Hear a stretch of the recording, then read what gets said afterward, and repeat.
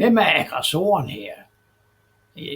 Tallene peger ikke på, at det er Rusland, der bruger penge på militær. Det har været hele vejen igennem NATO. Og på samme tid har vi jo data på den årlige gennemsnitlige vækst fra 2013 til 2023 med hensyn til de militære udgifter. Og USA har en gennemsnitlig årlig vækst på 2,4%, mens Tyskland ligger på de 3,6%. Rusland ligger på 1,9%.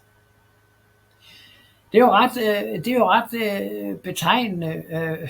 Disse tørre tal fortæller ikke mig i hvert fald, at Rusland er aggressoren. Tværtimod ser det ud til at være lige omvendt. Ja.